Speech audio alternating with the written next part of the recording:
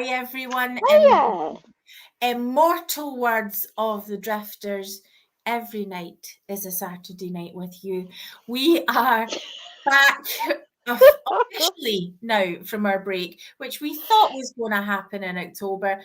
But it turns out the blooming world of the crazy Exmo restoration space has far too much for us to do. So we figured since we've been working back in this space for pretty much most of the summer, I think we did get a few weeks off.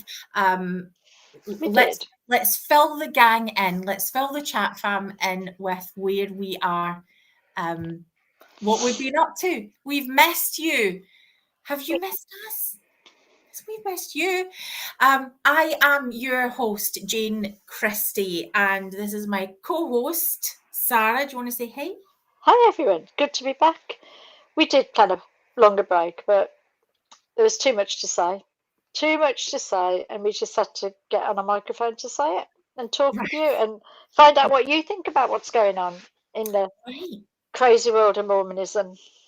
So I don't know. I mean, I don't know if there's many podcasters who are doing anything on a Saturday. I don't know that there are many people in our audience who'll be able to join us live, which is fine. But if you do end up joining us, it will be great to have you for this little catch-up episode, because there's a few things we wanted to get on the record Yeah. before we, so that you know, as we start to say all of the things over the next while that we have to say for ourselves, all of this excellent analysis that you get right here. Yeah, we wanted to let you know where we're at and kind of just go from there. And if you all want to tell us where you're at, then we would love to hear about it. So use the chat function or messages if you're watching this later on. Okay, so this is we're at the beginning of December with 7th. December? No, Jane. It's the beginning of September. It's September. It came out of my mouth incorrectly. You're trying to fast track the time. It was like a verbal dyslexia. I'm sure there's a word for it, but yes, it is not. Don't worry, guys. Not It's December. good getting the It date wrong. It's still. actually it's good getting the date wrong. I don't know if there's a name for I'm it. still doing it. Why can't I say September? This is You just did. September. This is September. Okay, anyway, it's great to have you all with us this Saturday night for us. In Scotland, we would say at this time of the year, the nights are fair drawn in, and that basically means it's getting dark a little bit earlier, and it's dark at this time of night, which is it's just feeling nice and autumny. Yeah, so fill us in I with what love autumn. I love autumn. you love And autumn. as we approach autumn, we're still kind of tail enders, but as we approach autumn, I love seeing the colours change on the leaves, the crunchiness of leaves. My garden is covered in acorns from the massive oak tree that drives me to insanity every year when the acorns fill the garden. But autumn's exciting. There's just so many changes in nature. It's a brilliant walking season, cold and crunchy underfoot and breezy. And the dark nights are just actually quite nice in the evening because you could just sit there all justified that you're just sitting at home in the warm and comfy. And yeah, I like There's autumn. a nice turn to the year here in the Yeah, UK. yeah, I It's, like I mean, it. I know when you're sort of in different countries, the seasons will look different, but Yeah. yeah, there's a nice natural. It's supposed to be here, and so yes, so welcome autumn. It's lovely to have you. And in the UK, we've got highlights to look forward to. We've got Halloween coming up. We've got Bonfire Night coming up. Bonfire night. Y'all don't have that everywhere. Bonfire Night is a UK specific, and that's always fabulous. Remember the 5th of November. That's always a good time. Yeah. Lots of celebrations, lots of fun. And then after Bonfire Night, it's the wind down to Christmas. Great time of year. Love it. Love it. So, but I mean, we're talking about autumn just now. We haven't told you all how we spent our summer. Oh, a lot has ended up happening. It's this break that we had. We did get to have a break. which was gorgeous. It wasn't the many months worth of break we had intended, but we got a break. I guess the questions that I think people would have for you, Sarah, is about where you're at with church. So are you still in the calling? Are you still, fill us in with where you're at right now? Okay, I'm still the stake safeguarding specialist. I'm still working to help the church improve safeguarding within my stake and doing more work with Jane kind of nationally and wider to improve safeguarding generally in faith communities, not just our church, but across the board. Still having conversations with people, identifying some of the things that are barriers and that really gaps that should have been plugged a long time ago in the safeguarding progress of the church. So there's some of those that might be useful to have a discussion about. How do we promote some of the things that need to become more ingrained into automatic practice and thinking of people? Where I'm at generally in church, I went through a very, very rocky ride with church. I mean, I go through rocky ride with church nearly every day, and my membership is on the cards every day of the week in my life. So it's a very unsettled kind of spiritual journey that I walk all the time. The new transgender policy has deeply disturbed me. Because I can't see God in it, and because it feels like it's just othering a group of people that the church authorities don't understand. And I really find it difficult that our church members want to reject something just because they don't understand it or they don't like it. So that's been a challenge for me. The safeguarding things that kind of are great because we can look and think this is great that this is happening, and the safeguarding things that we're concerned about and frustrate us. My individual church people on the ground, sort of bishops, stake presidents, people I kind of see, have contact with, continue to amaze me with their goodness and their loveliness. People above stake president level continue to drive me to nigh on insanity. Well, could we talk about that for a minute? Because in our last episode where we came back from our break super early to talk about the transgender policy, it was such a powerful episode, and it was really, really, I think it was a really historic moment to be able to hear the voices of people who have been affected by that policy was so powerful. Anyway, at the beginning of that episode, we were kind of alluding to some of the silliness that we have been getting up to over the summer. Now, I'm going to fill you in properly, gang. Absolutely. And I think we did decide that we had to kind of set the record straight on this one, didn't we? Yes. So yeah, we're here to, those internet moments where we're like, okay, we did a thing, we got it wrong, we're really sorry. This is our moment. This is our apology moment. A very particular text message that I had made us realise that we had right. So no jumping forward in this. Okay. So this is going to go very carefully in order. I'll be quiet. So at a particular event, which I will fill you in about shortly, surrounded by all of our friends and family, Sarah and I don't get to see each other very much. And so we have to take a lot of photographs and cram a lot of memories into a very short space of time. And I love this girl. She's my girl, right?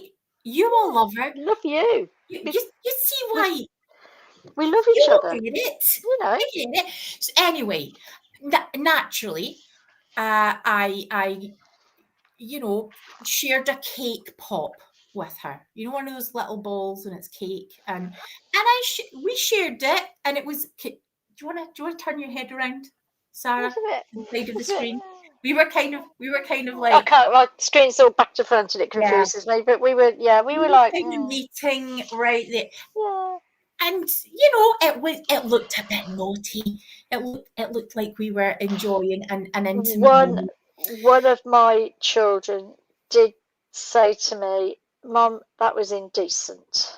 Yes. I said, I don't think it was. I said, I think it was fun. And she just looked at me and went, Right. And the messages started coming in immediately, and because we're ridiculous and we're just having fun. One of your mates had asked, "Is that cake you're eating?" And Sarah's like, "Oh no, that's just the shape of Jane's tongue." So we were having fun, right? We were having fun. I'd forgotten that. Right. Then the next day, I get down on one knee and propose with a paper ring. Now my husband is in the back of the room. There was bingo wings. And actually, your forever child made our paper ring, right? A homemade ring made by because one.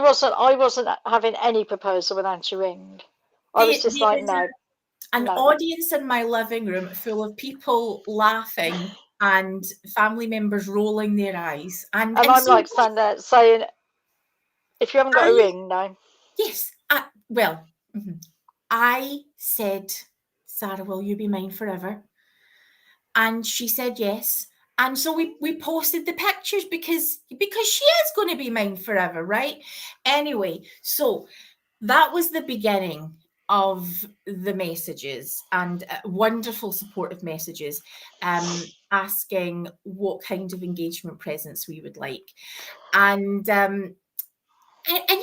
we were laughing. We just kind of thought this is just us silliness, and everyone gets it. It turns out people are literal, which is like normal people. And yes, I do think we probably have to accept the fault was probably ours, not people actually taking it literally. Right, like of course people are.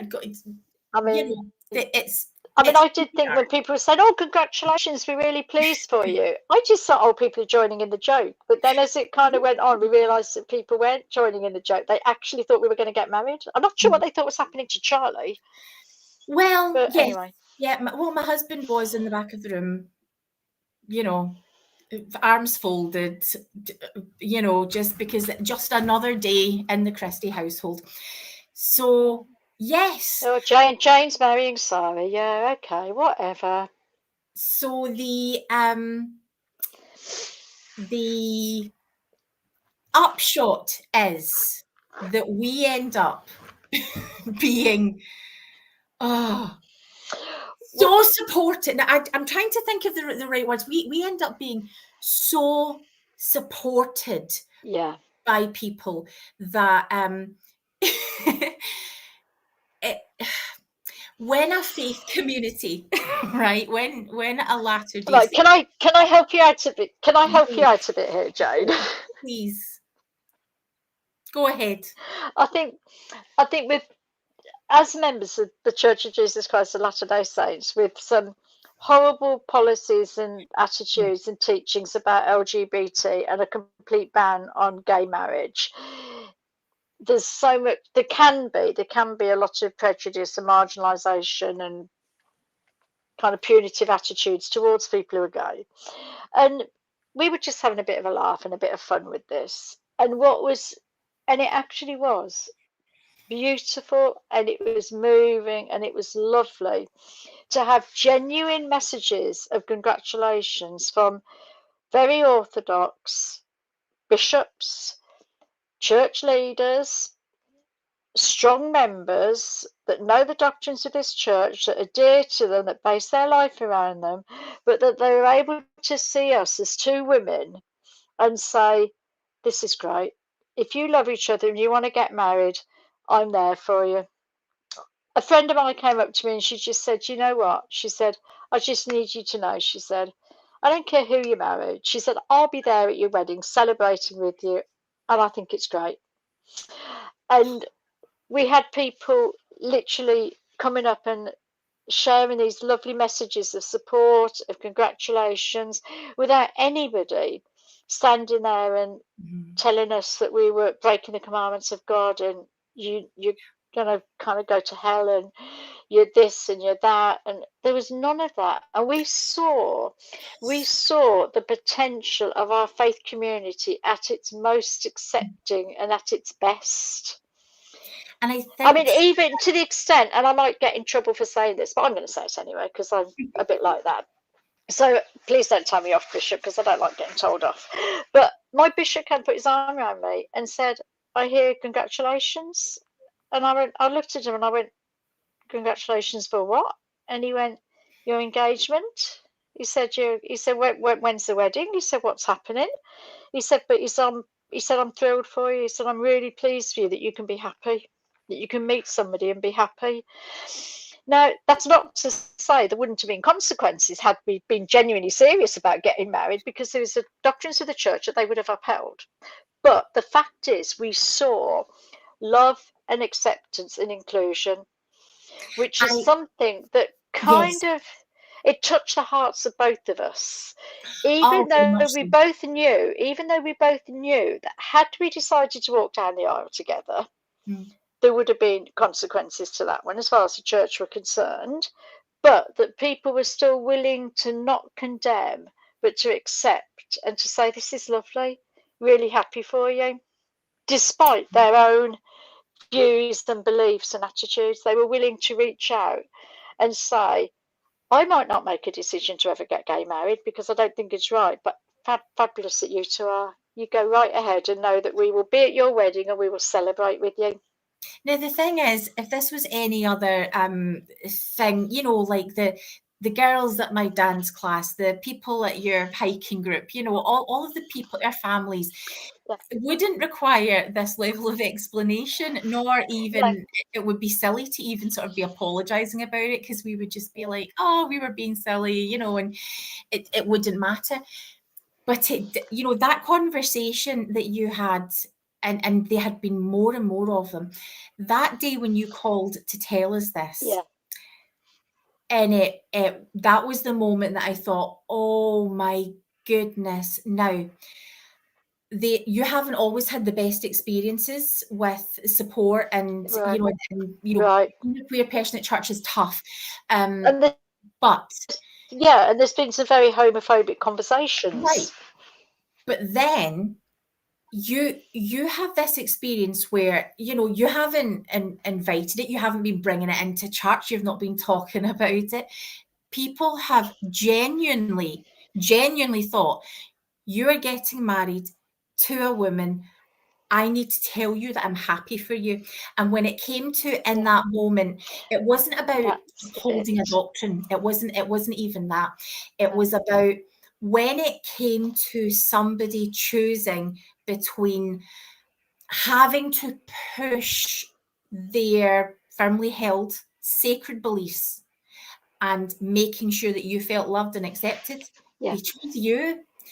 Yeah. And an award did that. A And piece that did that. and people all over internet were doing that for us. They were privately messaging, they were Right. calling us, they were contacting. And it kind of spoke to us in a very powerful way, didn't it? So we But then immediately we're like, hold on, we can't just say, oh, everyone, we were it's a having a joke. joke. Because what we didn't want people to think was we're having a joke at your expense, Yeah. and that we're somehow trying to play And some kind of nasty trick. also, I've got to be honest, I actually liked the way I felt when Yes. people were actually saying it's okay. I don't care if you want to marry a woman, it's okay. Because that Yeah. suddenly felt a validation that I've never heard before at church. I've never heard that validation. If you want to marry a woman, it's okay. I'll be at your wedding. It's cool. And it was, even though there wasn't a wedding happening because we were Right. messing about. Yet, Here, well, maybe. it might happen in the future. We haven't ruled it out, have we? It might happen. Well, everybody who's asking about presents, I mean, No, we need to come up with. We presents. do need to come up with an engagement list of presents, because I think we should. I think we should do our best to get as many presents as we can while the offer's there. So we need to probably set a date for that. But people, but feeling that validation was actually really lovely to feel, Yes. because it actually made you think, oh, okay, this is kind of there's been some very homophobic conversations and comments and things in the past, but this actually is different, because This is this what we is are kind now. of what people are seen as for real, and people are actually being almost pushed. Do we support and say congratulations, we still love you, or do they go phew? And actually what people did was they showed up for us, And queer and people that was coming lovely. out in That your was stake, lovely. you know, to be Well, able it to, made me realise that we could make it safer for people to come out and say, I'm dating, this is my boyfriend, this is my girlfriend, this is what I'm doing. That there's a potential to make it safe enough for people to talk about dating and who they're going out with and who they're in love with and who they fancy. I think When it's just that you're met with love. hasn't always Yeah. it isn't always that way at church, but we had that feeling. But then we did decide that we possibly had to come clean when my stake president messaged me and said, I hear you're engaged. Is this true? Do I need to get you an engagement present? And I said, you need to get me an engagement present, 100%, yes, but it's actually not true that we're getting married. And we will explain all in a podcast. Yeah. So That's another person. Don't tell me off. I don't like being in trouble. So both my bishop and stake president might be cross with me now. right. We talk about whenever the people in the church get it wrong. Whenever people in the church get it this kind of right, We want to say, we want to deal shout with from it, the guys. rooftops. You are incredible.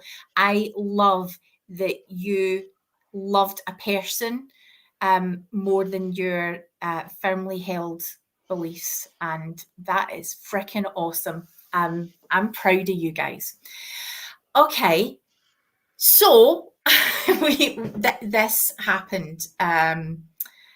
Sarah was with me. We got to hang out. We've actually got to hang out a few times this year, which is wonderful. And I know we're going to be able to hang out Well, we had a very, very exciting weekend, didn't we? I've had a lot of exciting weekends this summer, but we had one together where we shared some really special experiences.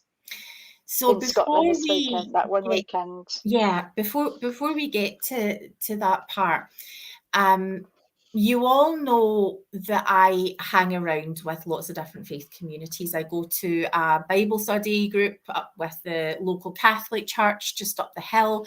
You know, we have literally, I can see the local congregation of the Church of Scotland right behind me here from my window. A Community of Christ have always been just this safe haven for us. And I will always be a Latter-day Saint, despite having formally resigned my membership from the church. It doesn't align with my standards of integrity right now. So I had decided quite a long time ago that I really appreciated specific work done in Community of Christ. And I had given this a lot of thought. And way back last year, I thought, you know what, I would like some of what is happening here, but I don't want religion. And so I had made these plans, and we'll come back to that. I had a complete racking breakdown. Yeah, it's so huge that it lasted a week. I mean, it was a tiny blip, really, in the scheme of things, but at the time was really scary and distressing. And the support that I have been surrounded with has been incredible. I have an obsessive compulsive disorder, and my symptoms just flared up. So, despite the fact I take really good care of my mental health, my sleep has been affected. We have a lot of care work to do in our family, and so purely medication needed to be adjusted, and it was really, really hard going. I want just to re-emphasize the power of community in that moment. The lack of judgment was everything. And so that happened, and it was tough. And I could see that's why this break had been really, really needed, because I know that if I hadn't have taken the break, I could have been ill for many, many months. That said, I think it had been a great period of time for me to reevaluate what was important to me and where the trauma of leaving behind LDS Mormonism, while I was accepting it and not sort of pushing anything away, trying to sort of face things as they came up, I felt like I was in this sort of no man's land space. And it was really, you know, I felt like I needed a rite of passage to mark it. So, yeah. So the first thing is I had decided I'm going to be baptized in Community of Christ. Gina Colvin, following the footsteps of that great lady, she had the sort of same views. That said, I did not want to join a religion. I felt like in choosing to be baptized, when I was baptized in the LDS church, it was about the institution. I was agreeing I was going to be obedient to the institution, and Jesus's name might be mentioned, but it was not my focus. So I thought, you know what, to be able to be baptism doesn't mean that I'm joining Community of Christ. It doesn't mean the same thing. It's a commitment to a particular path or a particular set of values, I should say. So, yeah, baptism in Loch Lomond, my non-binary teenager, was baptized right after me. It was so wonderful. And we had so much community around us. Lots of people were there. We were singing, we were dancing. The water was stunning. But really significantly, what I think it was the night before that was really important for me. So me sort of seeing this as a protest, as I don't want institution or religiosity. The night before, I had my girl Sarah and another very, very dear close friend from this space, and it was very impromptu, right? I gave you no notice whatsoever. I had just said, "Look, No, will you come outside with me? There's something I want to do." And so I had I had a bag with all of my temple garments, which are still something that I hold very, very sacred, despite not wearing them. They held significance to me for that period of time. Those covenants meant something to me. They still mean something to me, but I won't be wearing these anymore. And I was trying to think about the right way to say goodbye to them.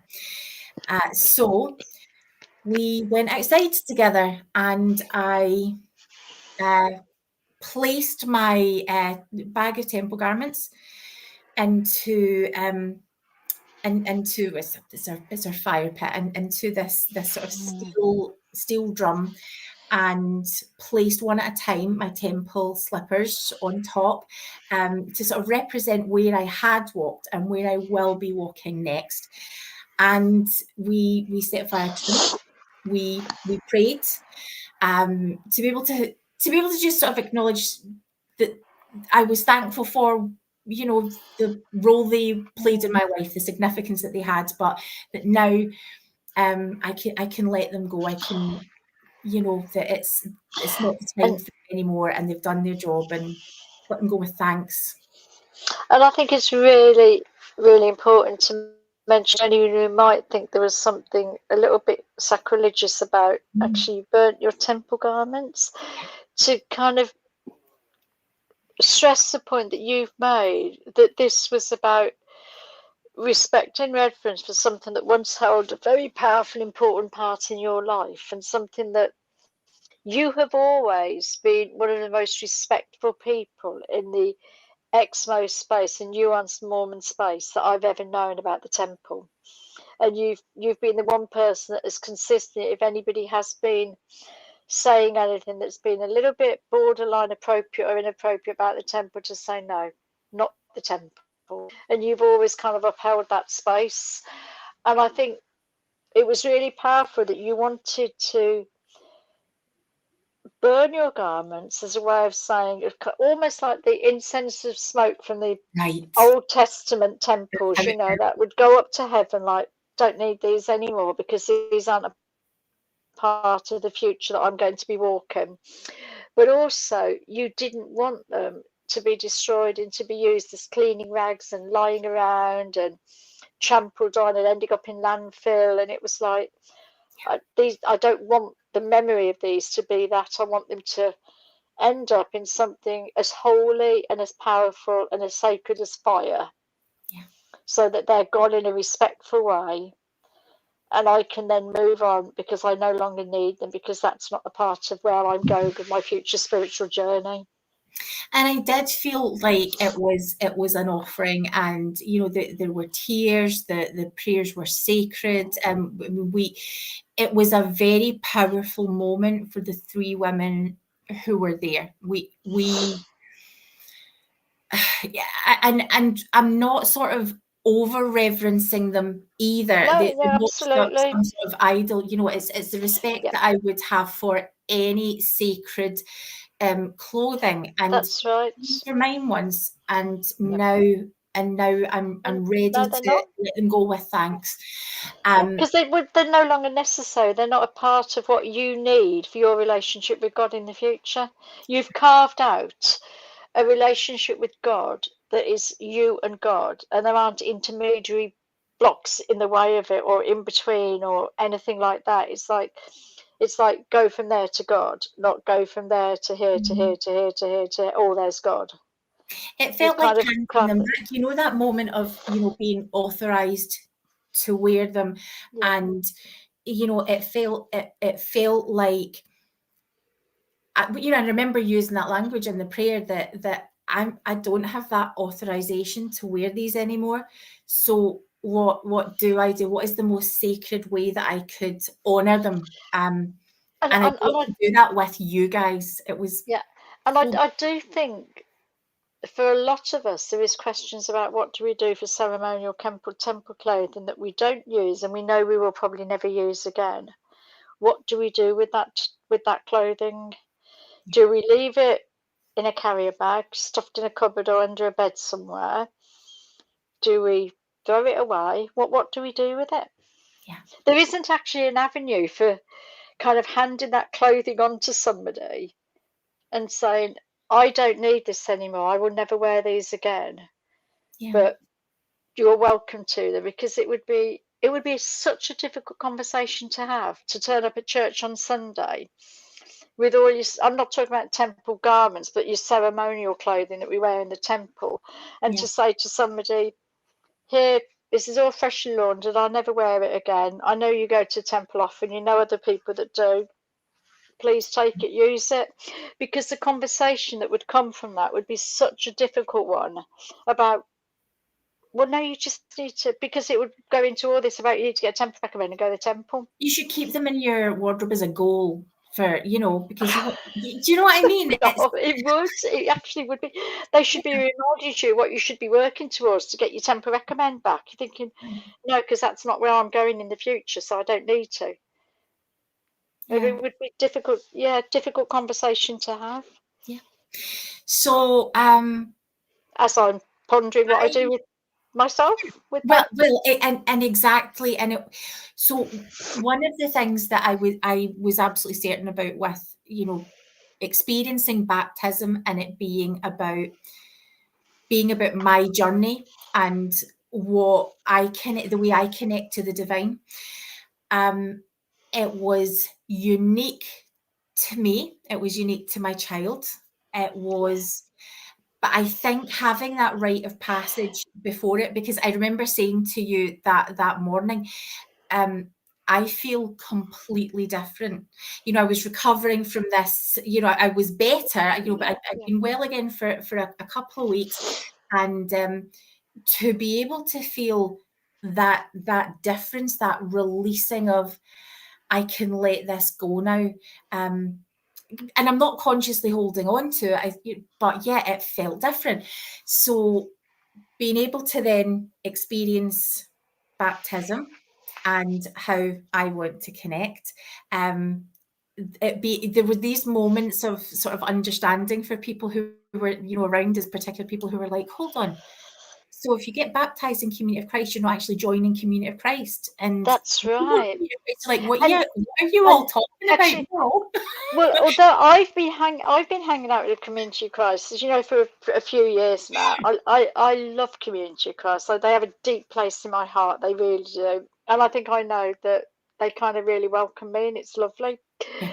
But I hadn't, until the morning of your baptism and a conversation with somebody, I hadn't really taken on board and understood the fact that when you join Community of Christ, baptism is about your commitment to follow Jesus. And that is all baptism is about. It's about you saying, I want to follow Jesus. I want to have a Jesus as a friend, as an exemplar, as somebody I follow. I want the Jesus in my life.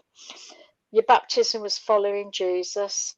Then at some point in the future, now for you the decision was quickly made. It was but for some people they could make the decision months and months down the line that they want to be confirmed and become a member of Community of Christ. And for some people, you could be baptized by a priesthood holder in Community of Christ and never formally join the church. Right. And I hadn't realised. It blew my brain, because it made me think. It challenged me to think in such a completely different way about everything, because I thought, hang on a minute, this is about, you are a church that are promoting following Christ. You're a church that promote peace, justice, following Jesus, love, inclusion. You're a church that promotes the values that we most attach to our Saviour.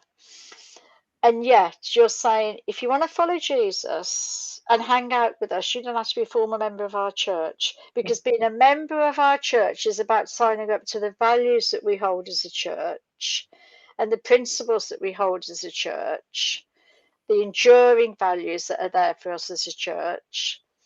And that's not necessarily what you have to do in order to follow Jesus, because you can follow Jesus without doing that. Right. And then the brain melting stuff, I think, for me, was looking back on my own baptism. Yes. And realizing that actually that was about loyalty to an organization and an institution, much more about, I will be loyal, obedient to the teachings and expectations of the organization, not I will follow Christ as central in my life, and I will use the church to assist me to do that. Whereas Community of Christ completely flip it on its head. Whereas here you follow Christ, and if being a member of our church helps you with that, then hey, go for it. And when I'm talking about Christ,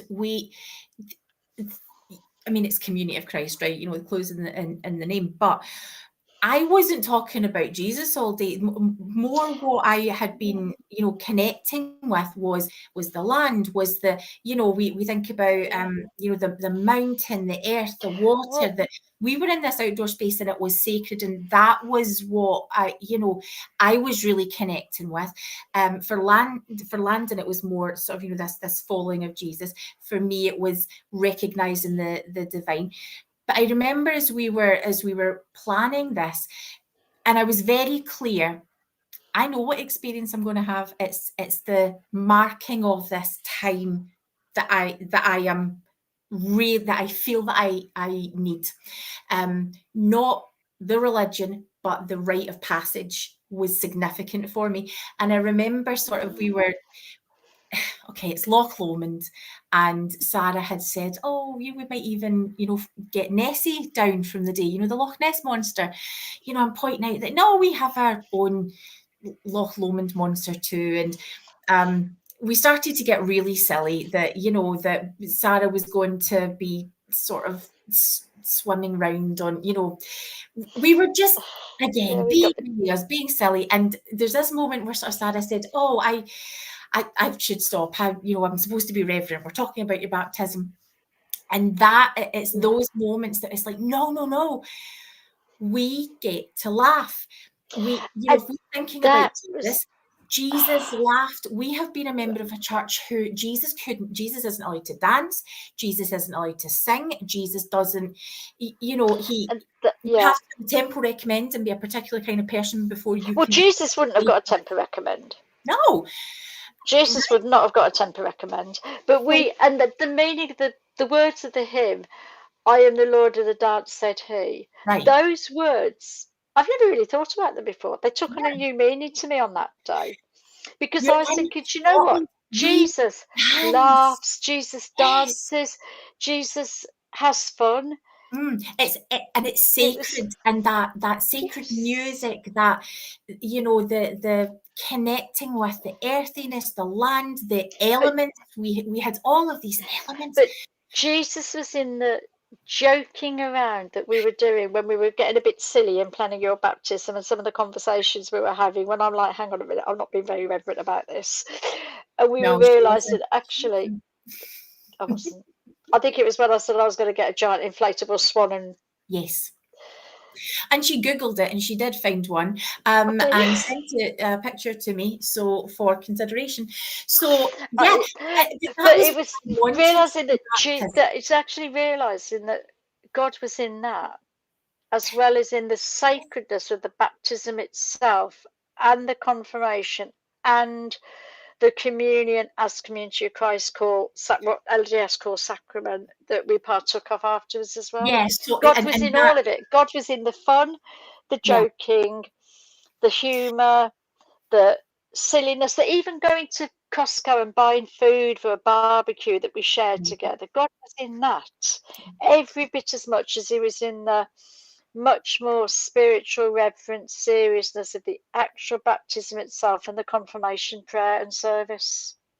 So that was good to see. Yeah, I was certain. Just great for you. You moved on with the faith community that you want to be a part of. That was brilliant. Well, I know this is. We still claim you as a Mormon. We still claim you. You're still one of us. I know this is going to sound like just splitting words, and I reserve the right to do that and self-describe however I like. So what I'm very clear on is I don't feel like I have joined a faith community, because that's not what I want to do. And I mean that in a sort of very specific way. When I was planning this, it was the rite of passage for me, but it was the connection, the community of other people, that I knew that other people were going to, it was going to be an experience that other people were going to get to have, and that would be significant for them in ways that they needed. So as an example, oh, and my goodness, how many of you guys will be able to relate to this? My husband has known me as a Mormon for, what is our entire life together. And anytime he's done anything where he's had to show up to support me at church, or someone has been here, honestly, church members circle him like a piece of meat. They're sort of looking at him hungrily, like, and he feels so hunted and, uncomfortable. And he was able to, he wanted to be there because there wasn't that pressure. And two, he was able to just enjoy the experience. So there were times when he would kind of just, move into the background, times when he would sort of chat with other people. And there were a few people there who were completely non-religious. Yeah. And it was... Well, there was a fabulous group of people there that were Community of Christ. There was some LDS people that really wanted to be there to share, and they don't necessarily want people to know they were there, but they were there and they were loving it. And they on their holidays. And there were random people, absolutely people that were camping in a nearby field that came to join in because they were interested in what was happening. People who are saying it is summer, it is Scotland, they are going into the water. Do we need to call a Coast Guard? Do we need to have warm clothes for them coming out? Are they crazy? And we had a few dogs joined in the day. There were, we had, it was It was So a very inclusive day. It was very inclusive. yeah. When it started to rain and we just stayed out laughing and enjoying it. Again, I'm talking about the words I'm using in a very specific way, and it is a technicality, but it's an important one for me. I don't see myself as having joined a faith community, although I am a member of Community of Christ now. So hey, surprise. And it's more that I see these people who have been there, who have been my people, who have been my neighbours and held me up when I have really needed them, and who have been a safe home. And they are walking in this direction. And I want to walk in the direction that they are going. And so I feel like I'm walking beside Community of Christ, with Community of Christ, with all of these other faith organisations that are out there, with all these people who religion has caused pain to, with my, DNA Mormon self, that it's always going to be significant to me. So yeah, technically, I don't describe it as I've joined another church, but yeah. So I'm a little Community of Christ person now, and they're delightful, and you know what is in it? It's great, isn't it? Because there are some people that would wonder how this could work. You're a member of Community of Christ. I'm a member of the LDS Church. Yeah. We have a very special friendship and relationship. We are, some people that don't understand either faith community would say we're at polar opposite ends of the spectrum. We actually know that's not quite right, but some people would see it that way. But it's interesting, isn't it, that we're still doing our safeguarding together. You're still working to make the LDS Church a better place. You're still supporting people to make it a better place. We are still working together in all that we do, and podcasting and everything else. And now, I don't know, I really clearly thought about this stuff, but we are members of completely different churches. Yeah. But we kind of think, well, yeah, okay, so you're a member of Community Christ, I'm a member of the LDS Church.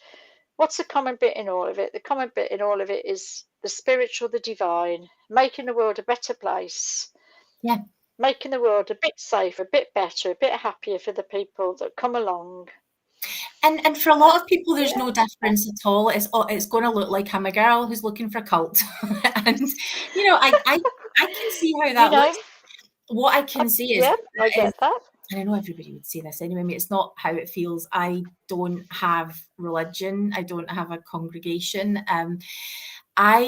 One of the really special moments that I remember when, the confirmation is happening and we're all sitting on the banks while this happens. So the way it looked in Community of Christ, because we had no frame of reference. I mean, so many things were baking our noodles in the run up to this. Yeah. But I had the Richard, I love you, who set me apart. Who confirmed me? Sorry, confirmed. My language has it. His hand wasn't on my head; it was on my shoulder, and he invited everyone else there to reach out and put their hand on my arm, or hold my hand, and you didn't have to have authority to do that. Like, everyone was invited if that's something that they wanted to do, and I think that's one thing that struck me powerfully was, if you all want to have a hold of Jane in some capacity, so you can feel connected to Jane and the prayer that we're offering as we confirm Jane a member of our church, then grab hold of a hand, an arm, and just be united. Just show that you're united, that you're with her, that you're there, that you're holding on, you're a part of this for her. And then rather than there be a blessing, whenever we start to go into fortune telling territory and we start, do the prophecy stuff, and this was really thoughtful, and it was more like a community wish and thoughts for me. Everyone got to say a bit, and and one of the things that was really significant was you just sort of think about previous traumatic experiences, someone blessing you to be a rebel is somewhat, this church needs more rebels. I'm your girl. But, that was, it felt really validating that, that I am accepted as I am, not someone I'm going to become. Yeah.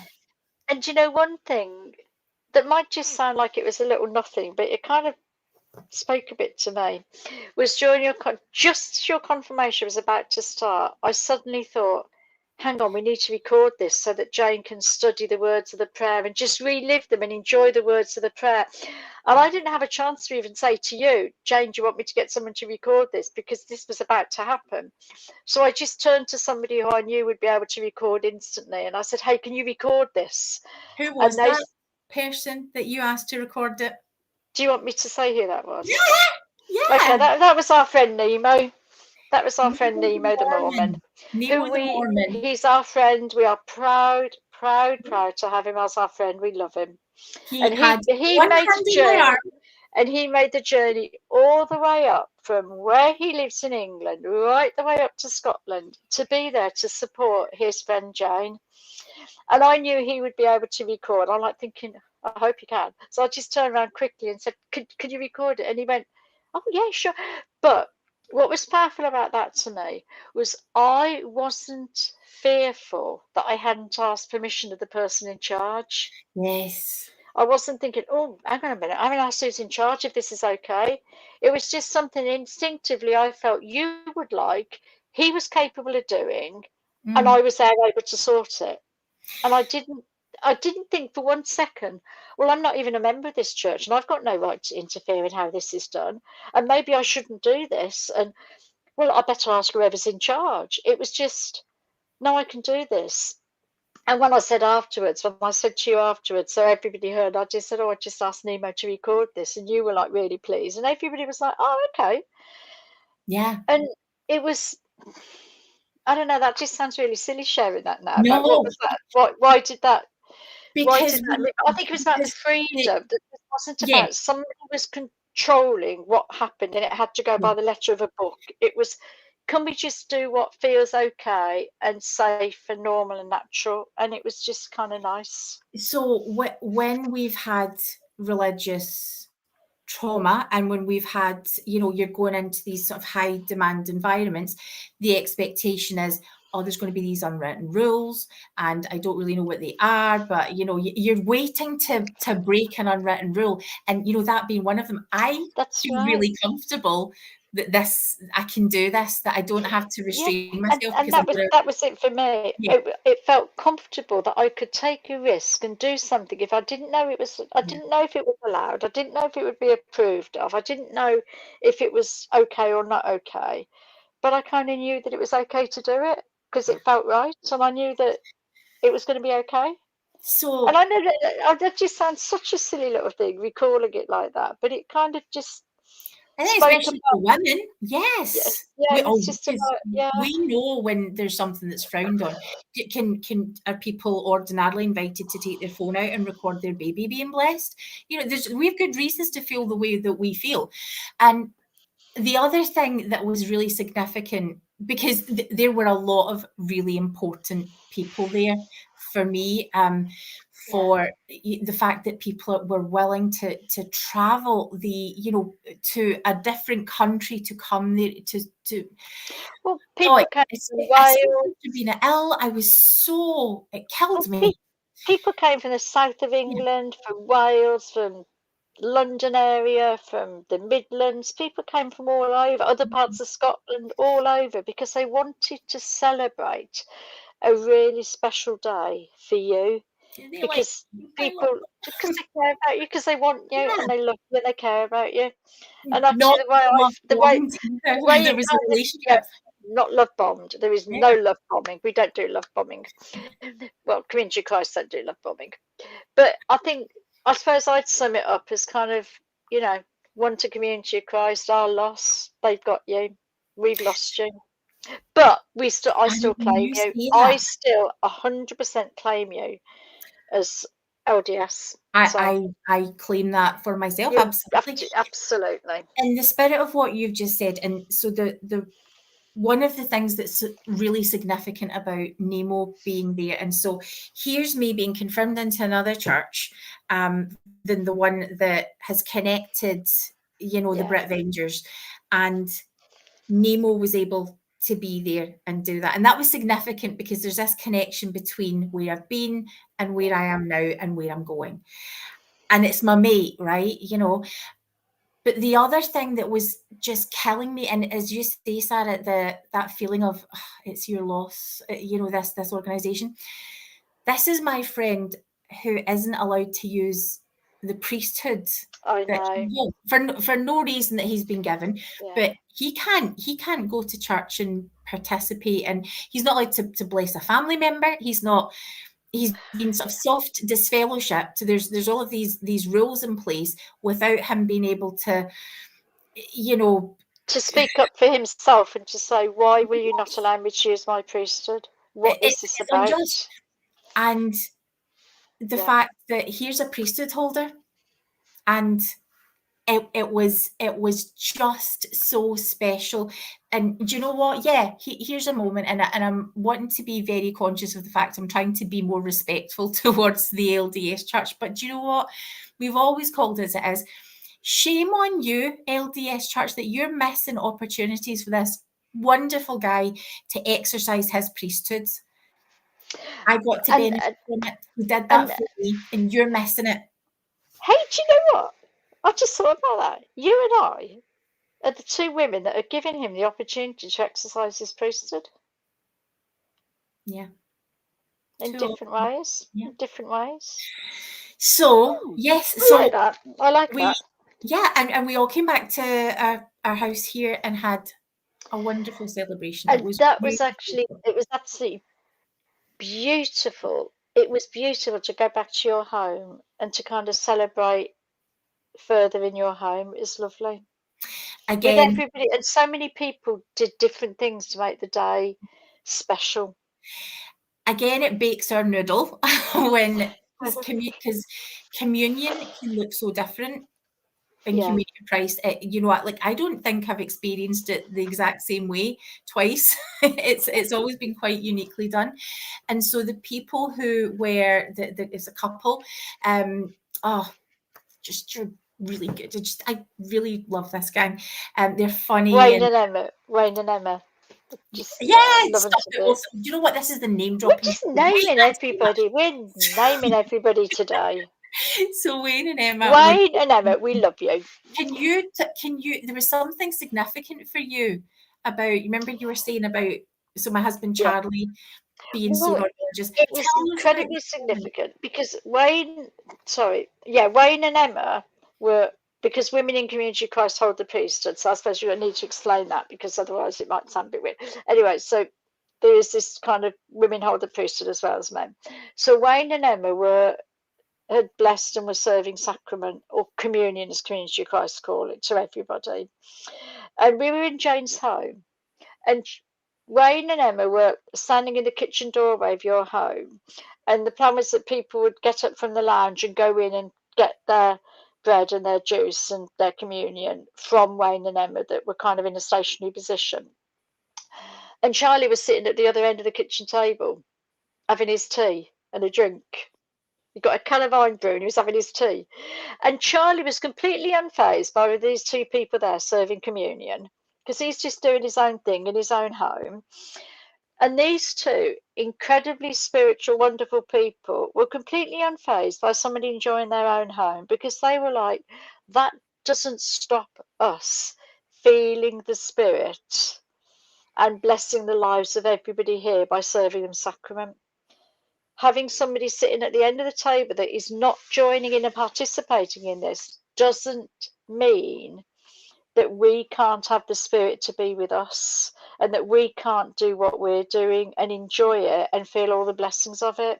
And that was actually really powerful to me because we tend to want to have a lot of silence and reverence and sitting still and best behaviour in sacrament meeting.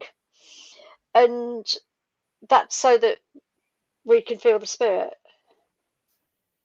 And yet, in your home, it was like, well, Charlie can sit at the end of the kitchen table and have his can of iron brew and his tea, and Logan can be downstairs playing on his computer, and we can all be in the lounge, and we can all participate in singing some hymns and listening to a message and a prayer, and then participate in communion for those that chose to participate in that. We can do that. Yeah. And it doesn't mean that the Spirit can't be with us. Yeah. And I think that's a kind of spiritual maturity that I really like. Spiritual We maturity. We Yes. don't have to have everyone kind of like do like, do you know what I mean? We don't have to. Yeah, we had this this excellent moment because there was a little bit, not much, but there was a little bit. I think it's more us because there's the LDS training.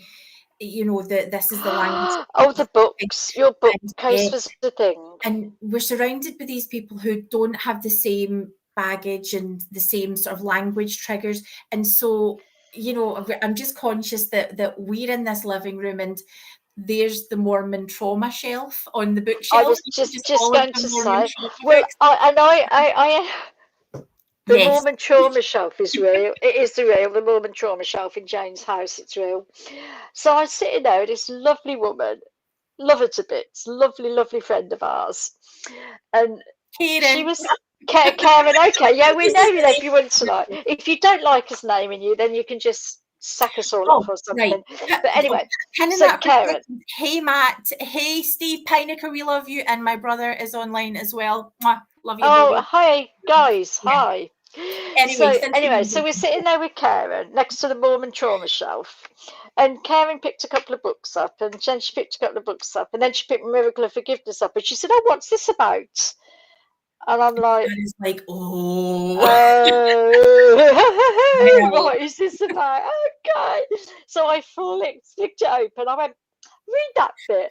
And as she read it, she was like, you could see the jaw hitting the floor. Her eyes were like, and she was like, and then I just looked at her. I said, there you go. That's why we're all screwed up. And you're not exaggerating that because no, I wasn't exaggerating. Wasn't exaggerating at all. And you were at the other side of the room, realizing what was going on, thinking, what is Sarah doing, traumatizing my guests? Well, it was actually you. It was how you did it. They were whispering. Sarah's like, no, this is really, really bad. So this is the page here. And then seeing it was so bad, Karen's like, yeah, that is really bad. And they're just whispering about it. And everyone in the rest of the room is just having this conversation. And Sarah's giving a guided tour through the trauma shelves. Yeah, then we picked another book up. Oh yeah, well this one, I bet that's, oh yeah, I said, look at that message there. Yeah, I think Karen, we love you, and if we traumatized you, we're sorry because we love you. So yeah, we had quite the summer. We just had a lovely time. That was a very, very special day. Being able to come up and be part of your baptism was really special. When we the main thing that I would really like to share about that day as well was Landon had been baptized after me, and as we've spent this day in Landon, not only is trans, Landon has ADHD, Landon has autism, Landon has, you know, has had real traumatic experiences, and it's been really, really tough for Landon. And, you know, normally you would expect a bit of burnout and just having to go and rest. And so Landon's experienced this entire day. And as we were walking back to the car to come home, Landon said, I feel really safe with these people. Yeah. Now, for a child who's experienced significant trauma in their life and who is trans and who is neurodiverse, to feel safe is something that I had heard him say before exactly 0 times. And they got to feel that. And isn't that? It's beautiful, isn't it? And you know what is beautiful is the age range of people that were at your baptism were from 17 to in their early 80s. Yeah. And I'll probably get shot if they're not in their early 80s and they're only 70 something. But anyway. Okay, I best not name anyone now. I really will get myself in trouble.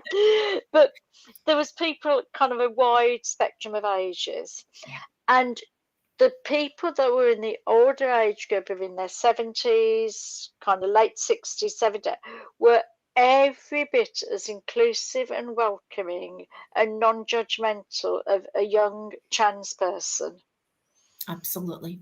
as the young adults and the young people were themselves.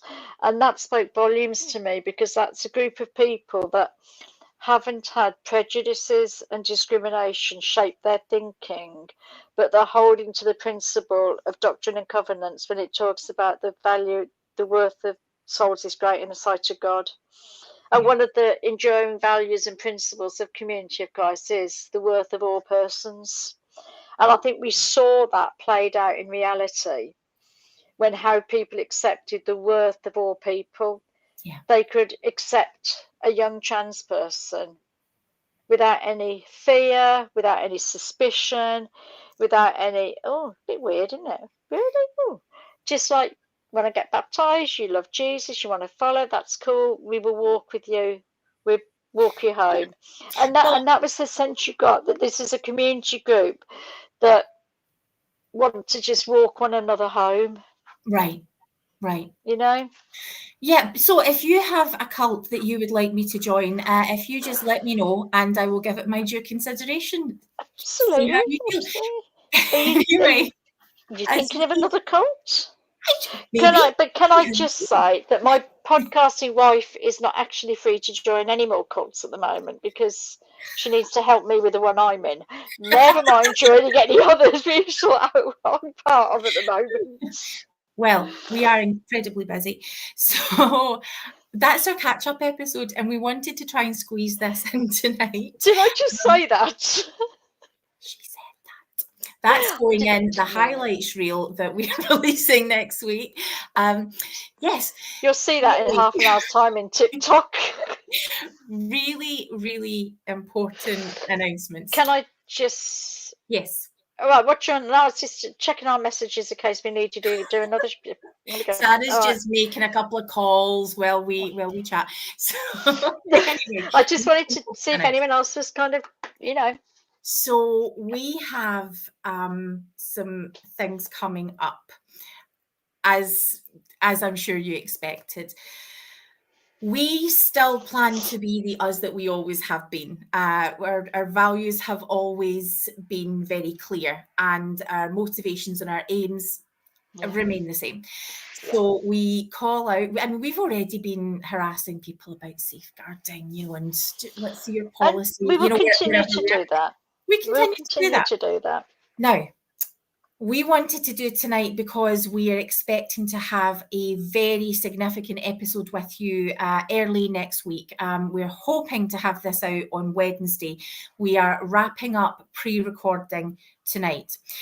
We normally do not record our episodes for the simple reason that we have views, that if we say something, we stand by our views, and if we need to retract, we will apologize whenever we have to. It's part of the growing and learning of us. However, sometimes things are very sensitive and require careful thought, so we want to make sure that we get this one right. In the next episode, what we will be doing is we will be releasing it as a premiere. We will be in the chat to make sure that if you need support or you need to talk about anything, it's there. We will tell you it is a significant episode. It is one you will want to watch. It is very, very important. And at this moment, that is all the information I want to give about it. Now, more broadly than that, we can also tell you that in UK Mormonism, this is going to be a pretty huge week. So please keep an eye out. There is a lot happening. I know you all have your favourite podcasts, but make sure you subscribe to all of them. Absolutely. Actually, make sure you subscribe to the Brit Vengers channel, the Nemo the Mormon channel, Mormon Civil War, 21st Century Saints. Make sure you subscribe to all of them, because over the next week to 2 weeks to 3 weeks, there's going to be a lot of stuff that we're going to be putting out that's going to be Loads really happening. important. Loads and loads of exciting, incredible, everything under the sun Historic. stuff. It's going to be historic. We Historic. also have Sunstone UK is coming up. Now, it's going to be online this year. Circumstances, busyness, things have been really crazy for all of us over here. And So I think an awareness of the financial situation that many people had expressed to us, you know, about as well. there's It's kind skint. of We part can't of it. afford to Is be there? getting Yeah. round the country willy-nilly. So we're going to bring Sunstone to you this year. So you do need to register. So if you go on to Sunstone on the website sunstone.org, you can find out the information from there. And the plan is, so huge thanks to Grace from Sunstone, who is organising everything. And is doing a phenomenal job. We want to just emphasize, do not miss it. There is fantastic comments, and I will be talking about how to take your clothes off. So it is definitely worth watching. You absolutely do not want to miss that.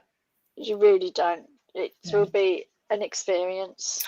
I've just realized that I don't know, I might have told Sarah this already, but I'm pretty sure I haven't, and I just realized. And when I tell you this, I might as well just tell the world. Let's just tell the world, because this made my entire week. So a few weeks ago, so you all know I do burlesque, right? Now I'm sorry, my brother is in the chat. Just hands over the ear. Yeah, hands over your ears, because Jane sent me a picture with no announcement and expectation of what was coming through on my phone once, and I'm like, what is that picture? I have sent Sarah my nudes. Yes, I have. But they were tasteful. So yes, they were very tasteful. They were very tasteful. So I do burlesque as part of a dance class, and yes, sometimes every now and again in the routine. Now I also do fire spinning. And I was asked, I promise I did not volunteer for this. I was asked to be part of a show. And anyway, I choreographed, I planned out this entire routine. And just so that you all understand, it was my ode to Mormonism. I'd started working on this before I had resigned. And so it was, the song was... I was just going to say, the soundtrack is significant. Which is, obviously, if you're Mormon and queer, it's a really significant song, and go watch the documentary. And Imagine Dragons have done amazing work. But yeah, it's a song that means a lot to queer Mormons and ex-Mormons. And what I did was I started with some video clips, some blurb comments that LDS church leaders have made about gay marriage, the trans community, things like that. And then we go into this performance where I am juggling fire, wearing extremely revealing clothes. Yeah, I'm wearing a corset, and you know, it's burlesque, right? You know, get over it. And at the end, now traditionally in burlesque, one could get arrested for nudity on the stage. So people, so pasties, nipple tassels, that's why they became a thing. And so wearing my trusty pasties, which were pride pasties, the bra comes off, and the reveal is I pull up a flag that says I love my trans kid. So this is an ode to Mormonism, deconstruction, trans rights in the Mormon church, and it's not super slick. It's an amateur performance. It's phenomenal, actually. It's phenomenal. You all need to watch it. I will come and do it personally, but it will not be appearing on the internet anytime soon. Anyway, so no, it can't be posted on the internet, but it's phenomenal. Well, do you know? Now this is actually it could, but this is the thing. So the final, the semi-final was a couple of weeks ago, and okay, so I can't do fire performing in the venue. So I'm going to be the last act of the night, and I'm out in the car park, and it's night, and the audience. And it's a dodgy bit of Glasgow, dodgy part of Glasgow. I beg your pardon. No bit of Well, Glasgow. I lived a dodgy part of Glasgow. But yes, well, compared to Loch Lomond, it was dodgy. That is right. Anyway, so where the venue is, it's a social club, and all of the regular people who would normally use this social club are in the bar section, while everyone else is at the function section, having this, watching burlesque acts all night long. And so outside, clearly it's fire. People are going to, you're going to notice, and because that's what we do, we go, oh, there's a fire. We look and decide if we have to run or call the fire brigade. Anyway, behind where I was performing was a window full of people who were in the pub. And they all come to the window to have a look at the performance. A few of them open the door so that they can have a closer look. And I thought, oh, do you know what? Screw this. We're doing it now. So they were all invited to come out. Some people just stayed at the window where they could keep a respectful distance and recorded from where hence the reason I'm saying that this video is possibly all over the Glasgow internet. And yes, so it gets to my big reveal. And I will tell you how to, if you want to come to Sunstone, I will tell you how to take your bra off in public in a burlesque performance. This is Sunstone with a difference, okay. Yes. So I reach behind my back, and as I go to unclip the bra, behind me at the window, this woman just goes like this with her husband's eyes. She just put her hand across his eyes and was like, oh. And it was my night. Then the bra came off, and her husband fortunately had been protected from going blind, and that woman saved eyesight that night. Everyone outside gave us a big cheer, and you are welcome. And it was actually, it was superb. It truly, having had the privilege of watching the video, it was superb. Thank you. So I give you my podcasting wife, burlesque queen. Right. Yes, and they will be staying in the future. So yes, if you come to Sunstone, they will only be staying. They will only be. No, they will be staying in until Jane does another burlesque exhibition or goes to Sunstone. When they will be learning how they pop out. Yeah. In a controlled manner, because we don't want them just controlled. Absolutely. Tumbling. You know, we need it to be controlled. Oh goodness, this has been a lovely Saturday night. This has been controlled. Oh, yes, we're going to have to say goodbye to everyone now in a minute, because I do have about 500 million things to do. We are going to leave you all. Thank you all for being with us this Saturday night. Please don't forget, you must stay tuned to the Brit podcast. Subscribe. Really, really stress and urge more than ever before. Subscribe to Brit Vengers, Nemo the Mormon, 21st Century Saints, and Mormon Civil War, because there is going to be so much content going out in the next sort of few weeks that you are really not going to want to miss it. If you miss it, you're going to be really regretting it, because you're going to want to be first in there with everything.